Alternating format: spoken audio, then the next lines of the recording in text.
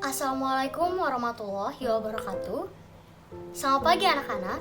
Perkenalkan, nama Ibu Saadatun-Nisa, sering dipanggil Bu Ica, Ibu dari program studi bimbingan dan konseling Universitas Lambung Mangkurat Banjarmasin. Salam kenal semuanya. Nah, di sini Ibu ingin melakukan bimbingan klasikal. Pasti kalian belum tahu apa itu bimbingan klasikal. Nah, di sini Ibu ingin menjelaskan sedikit apa itu bimbingan klasikal. Bimbingan klasikal ialah suatu layanan yang diberikan kepada sejumlah peserta didik atau konseli dalam rombongan belajar dalam bentuk tatap muka. Nah, karena kita di sini pandemi, bisa dilakukan melalui Zoom meeting, bisa juga melalui Meet, atau seperti yang kita lakukan ini melalui video yang diupload ke YouTube, atau pamflet atau materi-materi yang disampaikan ke grup masing-masing kelas. Metode bimbingan klasikal yaitu ada diskusi, bermain peran, dan lain-lainnya. Bimbingan klasikal diberikan kepada seluruh peserta didik atau konseli yang bersifat pengembangan, pencegahan, dan pemeliharaan. Kegiatan layanan bimbingan klasikal bertujuan untuk membantu peserta didik atau konseli untuk mencapai kemandirian dan pengembangan yang secara optimal dan utuh. Tema yang ingin Ibu pakai dalam bimbingan klasikal pada hari ini ialah belajar kelompok yang efektif. Sebelum Ibu melanjutkan pembahasan ke selanjutnya, Ibu ingin menayangkan suatu video yang akan ditayangkan setelah ini. Hai Siva, hari ini kita jadikan belajar kelompoknya. Hai Jess, iya jadi kok Jess. Oke, nanti aku akan ke rumah kamu sekitar jam 3 sore ya. Iya Jess, sampai ketemu ya. Assalamualaikum Syifa. Waalaikumsalam Jess. Akhirnya kamu datang juga. Iya, yuk kita mulai belajar kelompoknya. Iya, ayo masuk. Komputernya ada di kamar aku. Ye, akhirnya tugas kita selesai juga ya Sif. Iya Jess, alhamdulillah. Sekarang kita tinggal kirim deh tugas kita. Ternyata seru juga ya Jess belajar kelompok. Iya Sif, seru banget. Nah, gimana anak-anak? Udah ditonton? Videonya seru nggak? Nah, di dalam video tersebut menampilkan bahwa ada dua orang yang melakukan kerja kelompok atau belajar kelompok, dan mereka menyadari bahwa belajar kelompok itu seru. Nah, sebelum itu Ibu ingin menjelaskan apa sih itu belajar kelompok. Mungkin teman-teman ada yang tahu apa itu belajar kelompok, tapi di sini Ibu ingin menjelaskan lagi apa itu belajar kelompok. Belajar kelompok adalah suatu model pembelajaran di mana peserta didik bekerja atau belajar bekerja sama dalam sebuah kelompok untuk menyelesaikan tugas belajar.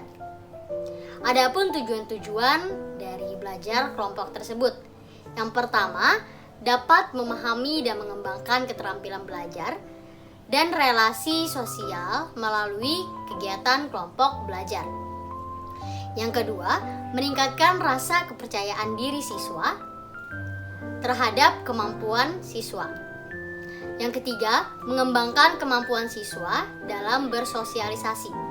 Yang keempat, meningkatkan kemampuan berkomunikasi baik verbal maupun non-verbal. Dan yang terakhir, meningkatkan prestasi belajar siswa.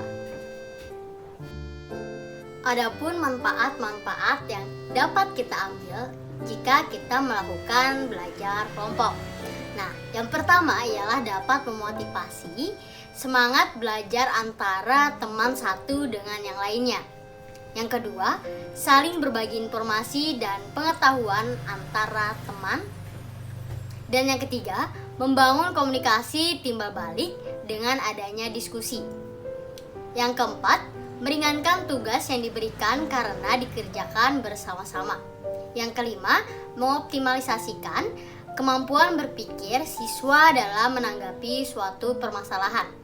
Yang keenam, bekerja sama dalam menyelesaikan tugas dan bersosialisasi di luar sekolah. Yang ketujuh, belajar lebih menyenangkan karena belajarnya dilakukan secara berkelompok.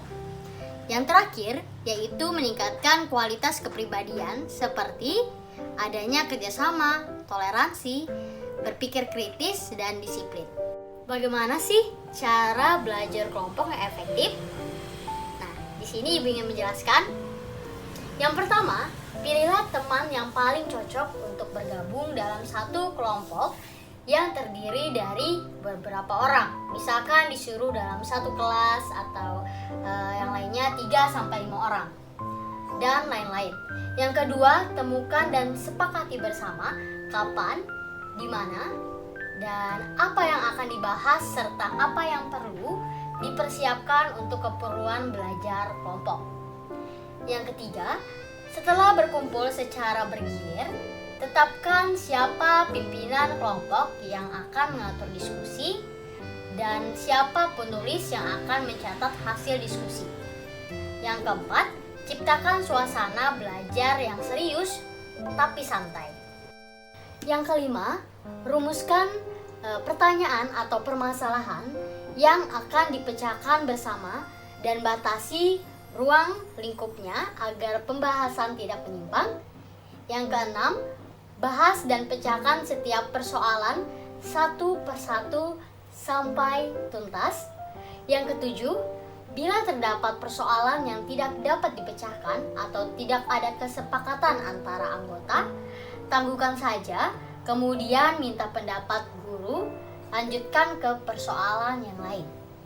Dan yang terakhir atau yang ke-8, kesimpulan hasil diskusi dicatat. Penulis lalu dibagikan kepada anggota kelompok untuk dipelajari lebih lanjut di rumah masing-masing.